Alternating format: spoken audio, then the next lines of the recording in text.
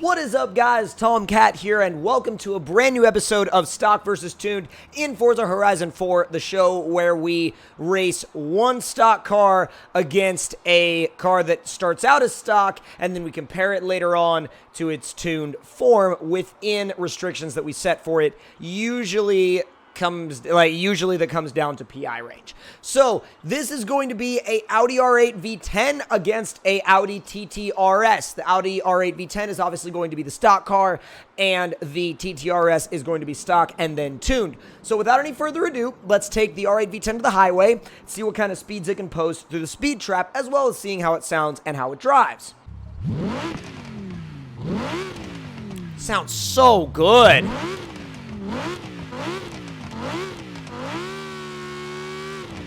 That's crazy. What RPM are we revving to? Like 9,300. That's insane. God, that sounds so good. I don't care if you would have a Huracan over this. The R8 will always have a special place in my heart. Just... They sound ever so slightly different than the Lamborghini, and oh my god, they just have such a cool personality about them. And I love how they're like, you've got this like, you know, sophisticated sort of persona, but you have that angry V10 behind it. So awesome. And yes, it will carry a slide most of the way around the roundabout. It's rear bias enough to do that, and I love that. Look at that. Oh my god, it's an all-wheel drive Audi and it's doing that. That's so legit. Alright, so stock run of the Audi R8 V10. I hope this thing lets me use launch control from factory. 3, 2, 1, and launch. Sounds so good. There's 100. There's 120. Come on. 130 into fifth at 140. Come on. 150. She's ripping 170. 179 miles an hour. That is fast. That is properly fast. And with that being said, now we have to go back and grab the Audi TTRS and see what that thing can do. Welcome to the Audi TTRS Coupe. Now, I wasn't aware until somewhat recently that this car is actually pretty rare. And, well, rare in terms of in Forza, not in real life, but rare in terms of, you know, Horizon 4. So, let's give it a little bit of a drive and see what it's like. Very aggressive sound for sure. A little bit of a shift pop, too. Just a little bit. Yes. Oh, God. High. Wow. After driving the R8, though, this feels very numb in terms of cornering. It feels very numb and understeery, and that I intentionally sent it sideways. I wasn't really trying to make that corner, but in terms of just like, you know, changing directions and driving it, you know, kind of turning it side to side, it definitely has a little bit more of a numb response than the R8 does, which I kind of expected, but I didn't expect it to be that bad.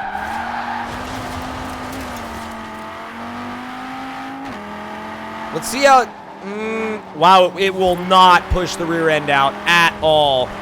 It's like, no, I am not going anywhere. It's like, whereas the R8 felt predominantly rear-wheel drive, this feels predominantly front-wheel drive. Now, I get that they're both all-wheel drive, but the R8 feels like it has a rear bias, whereas this feels like it has a front bias. So, without any further ado, let's get a speed run in 3, 2, 1, launch. Clean launch, for sure. I really do like the sound. The sound is awesome, for sure.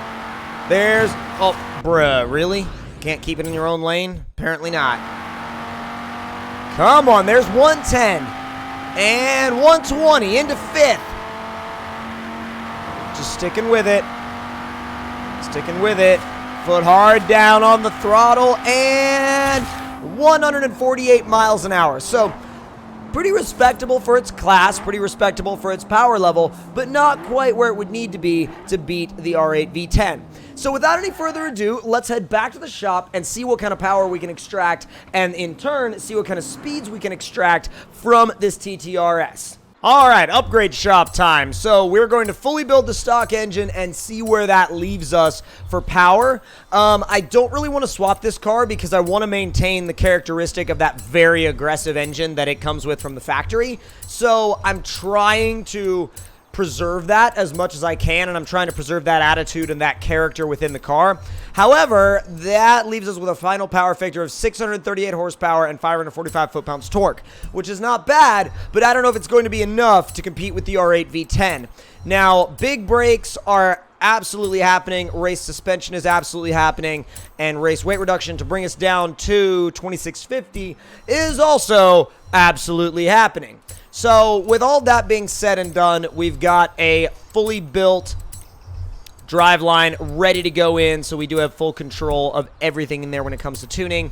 And wheel and tire wise, I'm going with a race tire compound as well as full width tires, 285s, front and rear. I wish you could kind of mess with the offset a little bit, but this thing is almost perfect flush as it is. So we're actually going to throw some really lightweight wheels on it that I think will help it a lot. I really dig these Advan RG2s. I think they kind of bring out a little bit of zest, if you will, in the look of the car. I really like the way it looks with those wheels.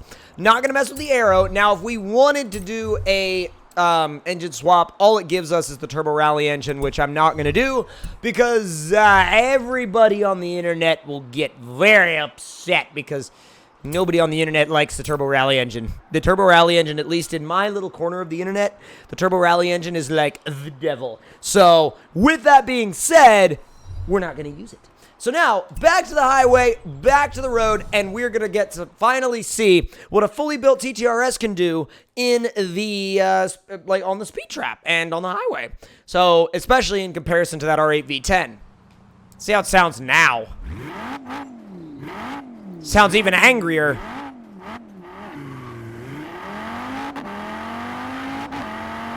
Oh, it's angry, all right. Woo! Still a bit understeery, although it is a little bit more, you know, likely to rotate now, which I like. Yeet! Oh, I dig it. It's quick, man. It is really quick. Uh-oh. There we go. It will maintain somewhat of a slide now. You got to be kind of rough with it, but it will do it.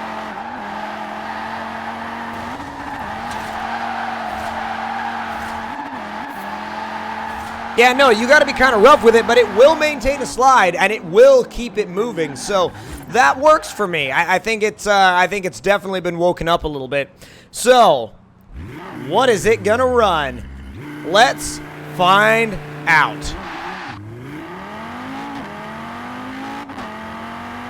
There's 100. There's 120. Come on, there's 140. 150, 160. Woo! Come on.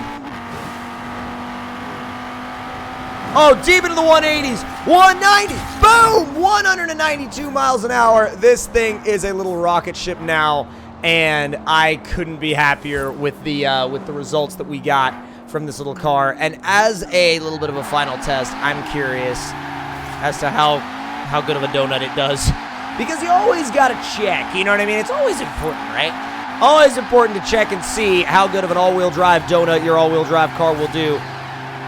Will it go? Oh my God, it's just going to hold it in second gear at like 3,500 RPM. Look. Yeah, 3,400 RPM.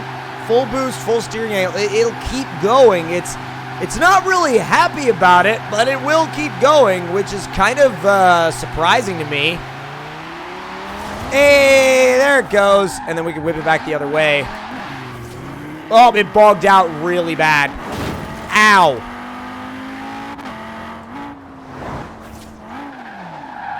Oh, reverse. Ah!